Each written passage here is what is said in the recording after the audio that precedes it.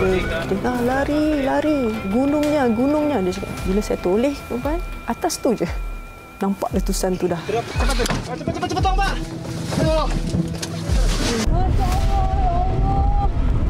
Memang trauma. Saya rasa itu adalah pengakhiran nyawa saya.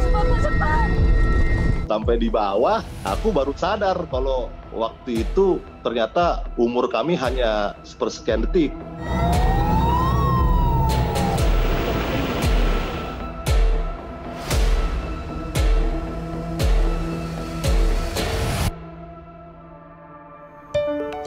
Menghampiri 4 dekad, rangkaian televisyen Media Prima Berhad tidak pernah mengecewakan dalam menerbitkan program yang berkualiti untuk paparan peminatnya. Program pelbagai genre dengan fokus tersendiri terbitan TV3 adalah juadah tontonan terbaik yang disajikan kepada penonton.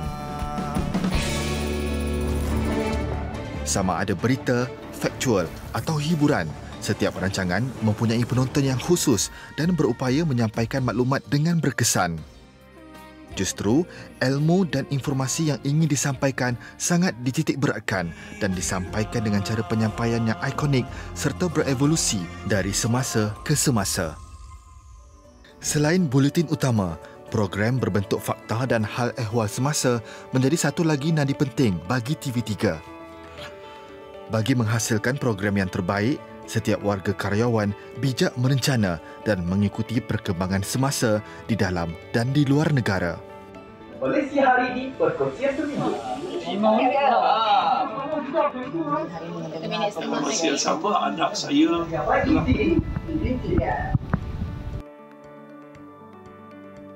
Bagi Nurul Fariha On, wartawan penyiaran yang kini seorang penerbit, hampir 20 tahun bersama TV3, pelbagai pengalaman telah ditempuh menerusi program yang pernah dikendalikannya. Antara yang paling memberi kesan ialah program dokumentari Majalah 3.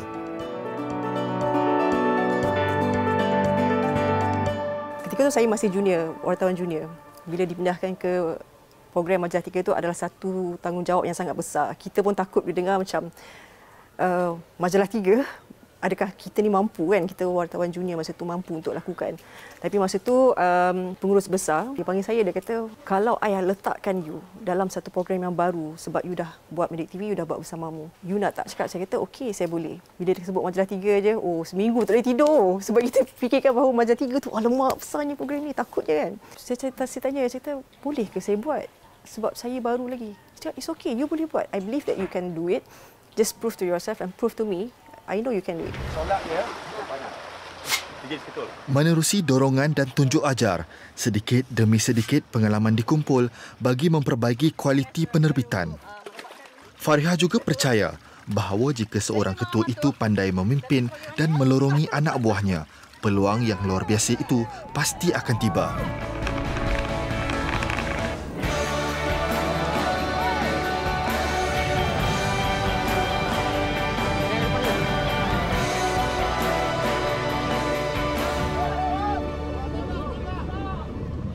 Ni yang dikatakan Wah Puyuh Kelantan yang keistimewaan adalah bila dia dapat diterbangkan dengan baik. Jadi bunyi dia tu dapat kita dengar. Dalam buat Majalah 3 ni, kita ada satu kelebihan bahawa kita ni sebagai wartawan, kita boleh pergi ke tempat-tempat yang mungkin orang lain tak boleh pergi. Kita ni yang melihat dengan mata kepala kita sendiri, yang mendekati mereka, dan bagaimana kita perlu faham dan kita perlu sampaikan kepada penonton supaya apa yang kita alami, kita lihat, kita dengar dan sebagainya dapat kita sampaikan dengan baik dan penonton pun rasa kejujuran laporan itulah sebenarnya bagaimana kita nak sampaikan. Kalau touching tu kita rasa kat lokasi tu sedih, bagaimana kita nak sampaikan kesedihan tu kepada penonton? Itu cabaran Majalah 3. Jadi antara tugasan yang paling saya tak boleh lupalah, Debu Duka Merapi. Oktober 2010, Fariha ditugaskan untuk melakukan liputan mengenai bencana letusan Gunung Merapi di Yogyakarta, Indonesia. Tugasan itu kemudian telah membawa Fariha ke sebuah pusat pemindahan sementara. Di sini, dia bertemu dengan seorang perempuan dan keluarganya yang kehilangan ketua keluarga akibat debu panas Merapi. Bapak emang hanya bapak aja yang warga Kaliadem yang belum ditemukan. Akhirnya kakak saya ke sana, ternyata bapak di situ udah nggak ada. Saya cakap dengan dia, kalau saya nak bawa awak dan mak pergi balik ke rumah untuk kita buat syuting, boleh ke? Kebetulan dia nak cari KTP. KTP tu kad pengenalan. Tapi dia orang tak ada peluang kan, dan tak ada transport nak pergi ke sana. Jadi kita berhubung rapat dengan penduduk di sana, dengan sukarelawan di situ. Dia kata kalau nak pergi boleh, tapi kena pagi-pagi. Sebab biasanya Gunung Merapi ni tidak aktif pada pagi. So pagi esoknya, hari keempat tu, saya bawa dia, ambil dua beranak ni. Kita bawa naik kereta, pergi kat situ. Jadi orang kampung tu dah tolong dah. Dia buka ada satu laluan tu untuk kami je. Naik ke atas, sempat pergi ke rumah dia. Inilah pemandangan. Berjaya membawa keluarga tersebut pulang ke rumah mereka, memberi dimensi berbeza kepada keseluruhan tugasan ini. Fariha dapat melihat dengan lebih dekat kesan letusan debu Gunung Merapi terhadap penduduk dan kawasan yang terkesan. Ia pengalaman yang tak akan dapat dilupakan. Bila kami sampai tu, juru kamera saya, Dodi, dia macam ada satu perasaan yang macam, Riri, kita harus cepat. Saya kata, kita tak biasa. Bila kita sebagai wartawan nampak tu semua story, semua macam, kita kena ambil semua. Saya buatlah syuting pun semua lebih kurang dalam sejam setengah kat situ. Kami lama kat situ. Sebab kita nak follow karakter ni kan. Sampai kat luar dan sebagainya. Lepas tu saya cakap, kat mana kubu ayah? So, dia bawa saya kata, kubu ayah kat dalam sana. Kita kena naik atas lagi sikit. Saya kata, okey, boleh kita pergi? Boleh. Kita pergi. Bila kami turun ke bawah, sikit lagi. Dalam 50 meter nak sampai. Tiba-tiba saya dengar suara sukarelawan tu menjerit. Lepas tu bila kita dengar, lari. Gunungnya dia cakap. Bila saya toleh ke depan, atas tu je nampak letusan tu dah. Baik, mak saya kan cepat tolong, Pak. Aduh. Masya Allah, ya Allah. Gini. Debu tu sendiri, suhunya, kalau dia melintasi kita, jantung kita keras. Jadi suhunya memang boleh mengorbankan mangsa. Jadi kita masuk dalam kereta tu, saya kata dalam hati, aku akan mati kat sini. Dia dua benda, sama ada kami mati jatuh gaung ataupun mati disebabkan semburan debu panas tu. Kalau saya ingat sekarang, saya masih ingat lagi, memang trauma. Saya tak tahu sebab saya rasa itu adalah pengakhiran nyawa saya. Saya tutup mata, saya cakap, ini aku akan mati kat sini. Tapi satu lagi suara cakap, dah lalang nak mati kat sini, mungkin kena ada bukti sebab kamera tu kan, kita tak tahu. So saya buka mata, saya jerit kat Dodi. Dodi, pusing belakang. Dia tak nak. Sampai saya kena menjerit betul-betul. Dodi, pusing belakang, angkat kamera. So dia baru macam tersedar. Dia pusing, dia angkat dah macam ni. Dia angkat, saya nampak lampu dia tu. Dia kata, saya terus buat stand up. Saya cakap, saya dah nanti ini mungkin stand up saya yang terakhir kot. Secara tiba-tiba saja Gunung Merapi terus meletus dan keadaan awan panas makin ke belakang kami begitu laju dan kami masih lagi dalam perjalanan untuk keluar daripada kawasan merah ini. Kelajuan awan panas mencapai 100 km per jam, benar-benar menakutkan.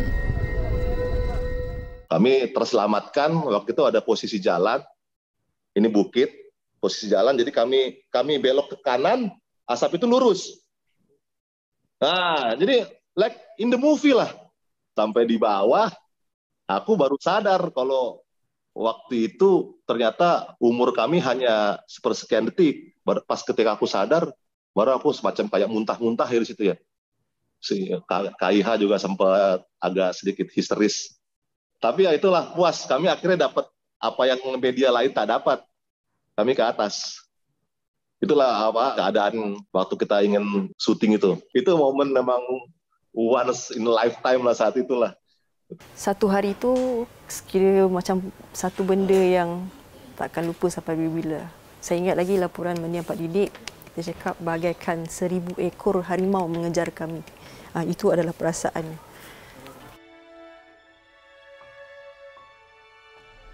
Ready. Buka mata. Buat.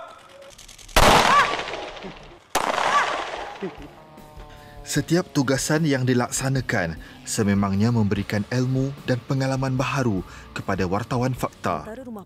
Seperti yang telah dipupuk kepada wartawan penyiaran TV3, pemahaman terhadap cerita yang ingin disampaikan itu adalah penting untuk melaksanakan sesuatu tugasan dengan baik.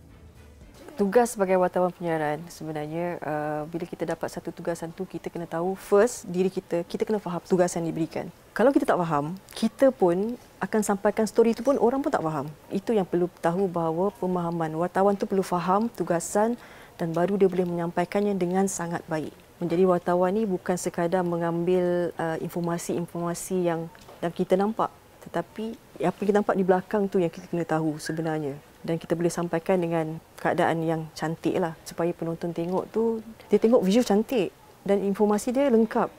Baru dia rasa kepuasan. Oh, macam ni rupanya. Jadi lampu hijau di hadapan saya ni perlulah selari dengan penanda merah ni. Okey. Break. Oh. So I fail. Break down.